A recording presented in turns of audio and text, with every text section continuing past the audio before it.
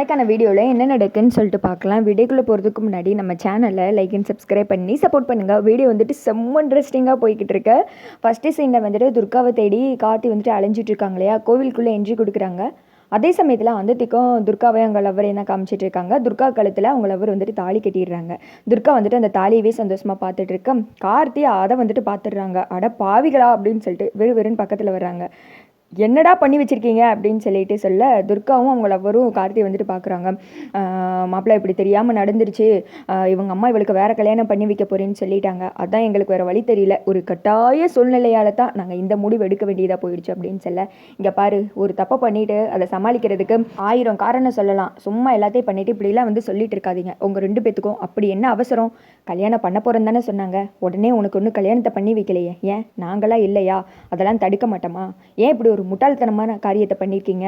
2 பேர் family side யோசித்து பார்த்தீங்களா? உங்கள் பெற்றவங்க உங்களுக்கு எப்படியெல்லாம் கல்யாணம் பண்ணி வைக்கணும்னு ஆசைப்பட்டிருப்பாங்க, உங்களை எப்படியெல்லாம் வளர்த்துருப்பாங்க, இப்படி வந்துட்டு யாருக்கும் தெரியாமல் கல்யாணம் பண்ணிட்டு வந்து இங்கே வந்து நின்றுட்டு இருக்கீங்க அப்படின்னு சொல்ல, ப்ளீஸ் நீ தான் எப்படியாவது ஹெல்ப் பண்ணணும்ப்பா, இல்லாட்டி இவங்க அம்மா என்ன பண்ணுவாங்கன்னு உனக்கே தெரியும்ல, எப்படியாவது எங்களை ஏற்றுக்க வைப்பா அப்படின்னு சொல்ல, இங்கிட்டு வந்துட்டு துர்கா சொல்கிறாங்க, ஆமாம் நீங்கள் தான் எங்கள் அம்மா கிட்ட சொல்லி எங்களை ஏற்றுக்க வைக்கணும், ப்ளீஸ் ஏதாவது ஒன்று பண்ணுங்க அப்படின்னு சொல்ல, ஆமாம் நீங்கள் 2 பேரும் கல்யாணம் பண்ணிப்பீங்களா, உங்கள் அம்மா கிட்ட போய் நான் பேசி உங்களை ஏற்றுக்க வைக்கணுமா, அதெல்லாம் நம்மளால் முடியாது, நீங்கள் தானே கல்யாணம் பண்ணிக்கிட்டீங்க, போய் நீங்களே உங்கள் அம்மா கிட்ட போய் பேசுங்க, நல்ல ஆளுகளை பாருங்கள், இப்படி ஒரு முடிவு எடுத்தது கொஞ்சமாவது என்கிட்ட சொல்லணும்னு உங்களுக்கு தோணுச்சா அப்படின்னு சொல்ல, எனக்கு வேறு வழி தெரிலப்பா, அவசரத்தில் இது நடந்துருச்சு அப்படின்னு சொல்ல, நம்மளாலாம் உங்கள் அம்மா கிட்ட பேச முடியாது, நீங்களே போய் சொல்லுங்கள், இந்த மாதிரி நீங்கள் வேறு கல்யாணம் பண்ணி வைக்கணும்னு சொன்னீங்களா, அதனால தான் நான் கல்யாணம் பண்ணிக்கிட்டேன், உங்கள் அம்மா சந்தோஷப்படுவாங்க உங்களை பார்த்து அப்படின்னு சொல்ல, இப்படியெல்லாம் பேசாதீங்க, நீங்கள் சொன்னால் தான் அம்மா சரின்னு சொல்லுவாங்க, நீங்கள் எது சொன்னாலும் அம்மா இப்போ கேட்குறாங்கல்ல, அதனால் ப்ளீஸ் எங்களை பற்றி எடுத்து சொல்லுங்கள் அப்படின்னு சொல்ல, எடுத்து சொல்லலாம், ஆனால் நீங்கள் இப்படிப்பட்ட காரியத்தில் பண்ணியிருக்கீங்க,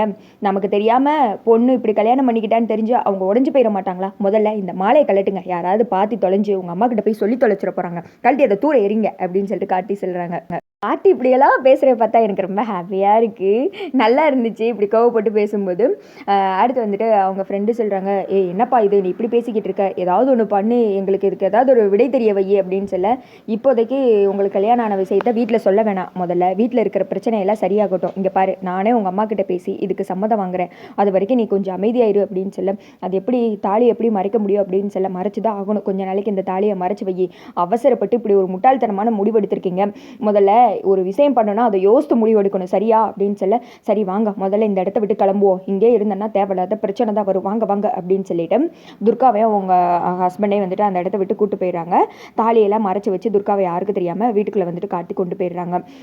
ரூம்குள்ளே உட்காந்து துர்கா யோசிச்சுட்டு இருக்காங்க, சே இப்படி ஆயிடுச்சே, தாலி கட்டினோட சேர்ந்து வாழ முடியல, இந்த தாலி கட்டின விஷயத்த அம்மாவுக்கு வந்துட்டு தெரிஞ்சுக்கிட்டாலோ இல்லை யார் மூலயமா தெரிய வந்தாலோ நம்மளை உசுரோட விட மாட்டாங்க, இப்படி ஒரு நிம்மதியே சந்தோஷமே இல்லாமல் இருக்கிறதுக்கு நம்ம முடிவை நம்மளே தேடிக்கிற வேண்டியதான், இந்த உலகத்தில் இனிமேல் எதுக்கு நம்ம வாழ்ந்துக்கிட்டு அப்படின்னு சொல்லிட்டு தூக்கு போட்டு சாகலாம் அப்படின்னு சொல்லிட்டு துர்கா முடிவெடுத்துடுறாங்க.